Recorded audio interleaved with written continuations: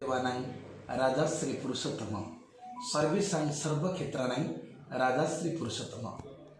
ए सारा पृथ्वी रे जेते तीर्थ अच्छा सब तीर्थ मान भितर श्रेष्ठ होती पुरुषोत्तम धाम। जिते देवता अच्छा समस्त देवता मान देवता होती महाप्रभु जगन्नाथ। सज्जन वृंद से महाप्रभुकर अत्यंत प्रिय होती भागवत। जो भागवत न शुणिले महाप्रभुकर मणि हुए ना। से अति बड़ी जगन्नाथ दासंकर पिता भगवान दास थे पुराण पंडा। आम श्रीमंदिर में जिते निजोग अच्छी भितर गोटे निजोग अच्छी पुराण पंडा निजोग। प्रत्यह महाप्रभु जगन्नाथ श्रीमद भागवत कथा श्रवण करती। तेज आसतु श्रीमद भागवत भगवान अमृतमय कथा और गाथा को नहीं श्रीक्षेत्र भागवत कार्यक्रम को स्वागत करवा।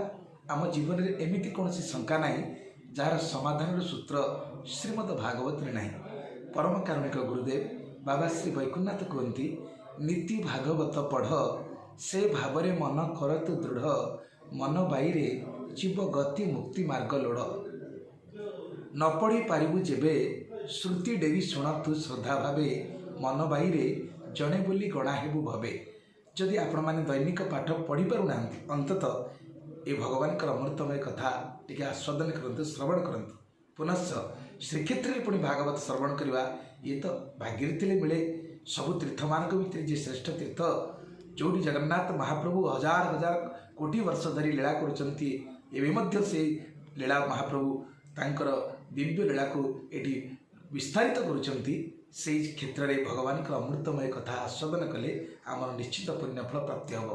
कहीं परम शास्त्र भागवत अभ्यास करुथिब नित्य तर्क पाषांड शास्त्र जेते अभ्यास न करिब चिते तो श्रीमद भागवत होती परम शास्त्र।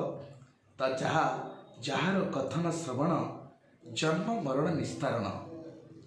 तो ये भगवान अमृतमय कथा को श्रवण कले मनुष्य जन्म एवं मरणर दुख पार हो जाए।